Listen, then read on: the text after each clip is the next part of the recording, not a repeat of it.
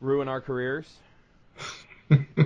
We should do like a shameless promotion and like give away like an old beat up like Ford Escort. The contest to win a rusty Ford Escort that barely runs. You can get this 1994 Toyota Camry. It's yours. It used to have leather seats, but the dog scratched them all up. Yeah, it's got we made sure it still had the original tape deck in there and the AM FM radio. Let's see. This guy's got a lot of music on his channel too. We'll also throw in this big old Tupperware bin of 8 tracks with some of your favorites like Disco Duck and Convoy. We got a great big convoy. Oh, there we go. Disconnected. That's the one we were talking about. That's what I'm talking about. We gotta check that one out. But as far as administrative notes at the beginning of this meeting goes, that's about it. A lot we love doing this. We have found out that doing this commentary stuff is just so much fun. It is downright. It's a highlight of our week now. When we get together, we just laugh hysterically at each other's quips and jokes as we watch these bad movies. Oh, there is so many that there's a lot in this list right here that I've never even heard of myself, and I've been watching bad shit forever, and there's some of these I've never even heard of. And I mean, this is nothing new. I mean, we did a long time ago. I don't know if I taped it or you taped it or if it was on whose channel, but we had done a little bit of The Room. We had done The Room once where we were watching it and we recorded some commentary on The Room. I don't even know if I have that anymore. Yeah, we did that at my house when you were up here for CTV. With the greatest line ever. So we're all sitting there in Chief's house. We're watching The Room, one of the greatest movies of all time, The Room by Tommy Wiseau.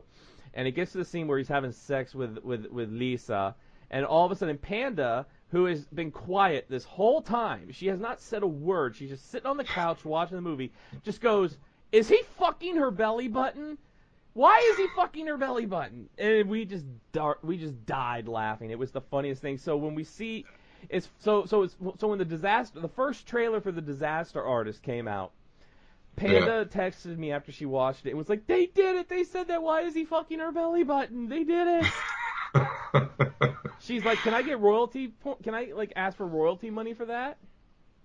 I was just watching like a live Q&A with James Franco and Dave Franco and Seth Rogen, where they were asking him about the Room and making The Disaster Artist, and they were telling some pretty funny stories about Wiseau, because I guess Wiseau was actually it has a cameo in it. Yeah, he does. And he had all kinds of weird suggestions for his character.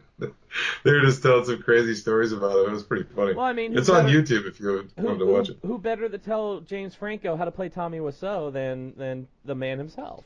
Well, that was the thing that he said. He insisted that he interact with himself in the movie somehow. Like he plays another character to James Franco's Tommy Wiseau. No, they don't respect my vision. Nobody respect my vision. I make this movie for you, Greg. I can't wait for that movie. How old are you? Same age as Greg. You're 19. Yeah, I just turned 14. Oh, happy birthday. Great. Oh man, it looks great. Oh God, I am gonna be there and not like it's not like a movie like really making fun of it. It's just kind of telling the story of the book. It's just telling the story of the book, which I own, which I have autographed by both Greg Sestero and Tommy Wiseau. You got to play football with him. That's getting to be a rarer thing to be able to do. After this movie comes out, he's going to be more popular than ever, and he's going to get. And he's got that movie coming out with Greg. Oh, we got to see that one too. I'm sorry, that's like the Best Friends. That movie better win Best Picture at the Oscars. I don't give a damn. He actually has like a real crew working on it. It's like the guy from Imagine Dragons or something did the soundtrack for it. It's so great. I can't wait for The Disaster Artist, man. That movie is going to be oh God, I just can't wait. It's gonna. I mean, James Franco. I mean, for me, James Franco is hit or miss with his movies. There's some movies where I like him, but there's other movies where I'm just like, dude, get off your fucking high horse.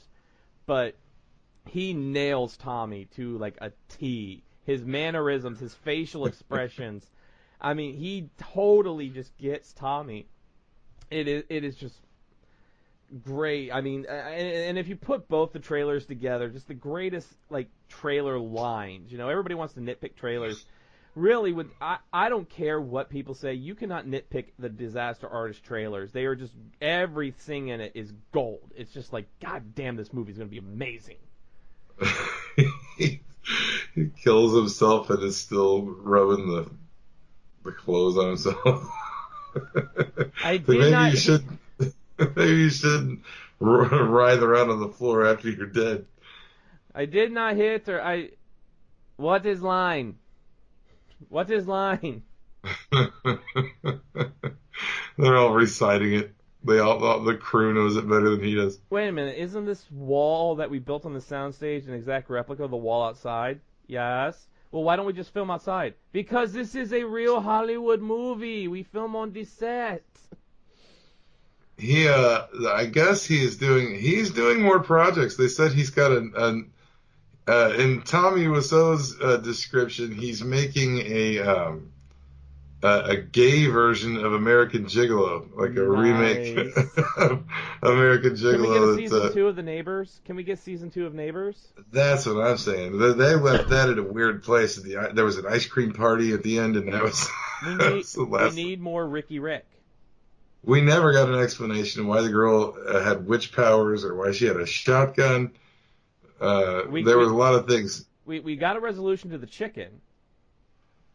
Yeah. Well, the chicken, they had to check on it, and they found it. And everybody had Tommy Wiseau's underwear on. Everybody had to show it off. And that was that was the most shameless promotion. Of course. So good. It worked though, because as you can see right here, I have my Tommy Wiseau underwear still in the bag. Still in the bag. Because I kept the bag because it says Tommy Wiseau underwear, TommyWiseau.com, TW underwear, and then these underwear, it truly help out your sex life, huh?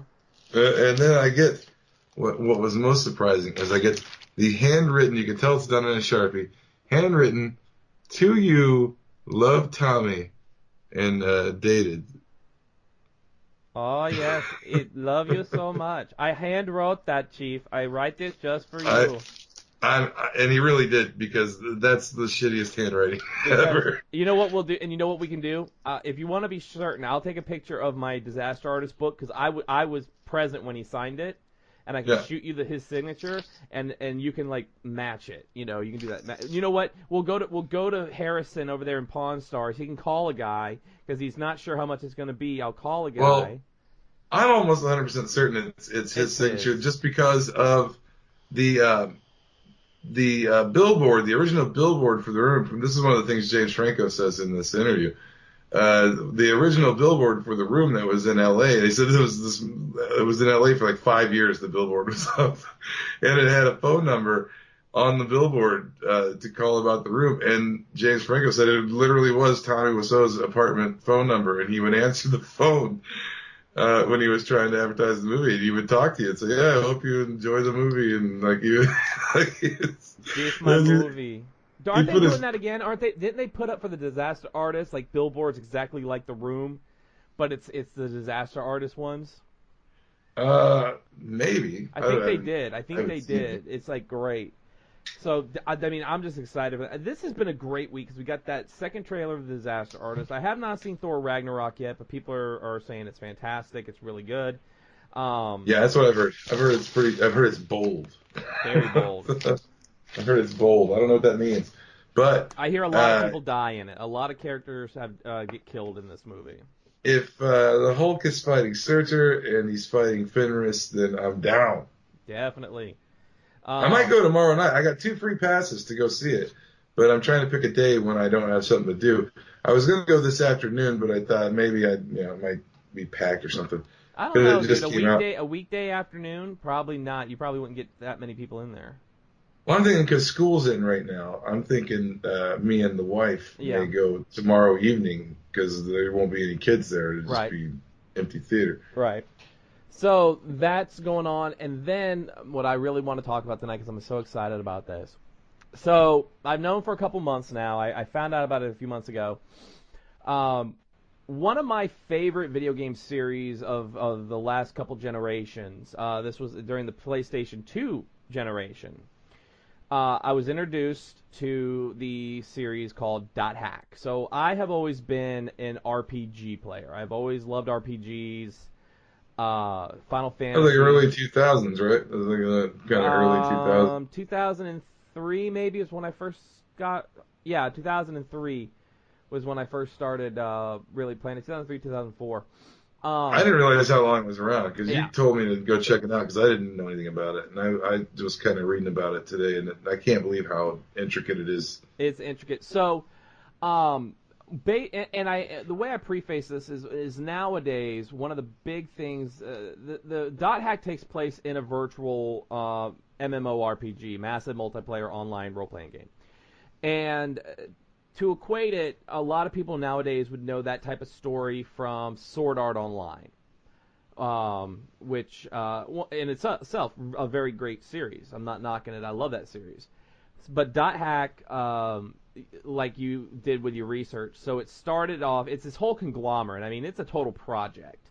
It's anime, it's manga, it's video games. I mean, and to get the whole story, you got to go through like all of them to get the whole story. Yeah, that's it said it was all like, what I read about it was that it's like all considered like the world, and like all of these different pieces are all under this one story umbrella called the world. Yeah, so the world is the MMO. The world is what the MMO is called. So, like think like World of Warcraft or something like that. That's the world. So, it starts off, to really get the first part of it, you got to watch the anime Dot Hack Sign.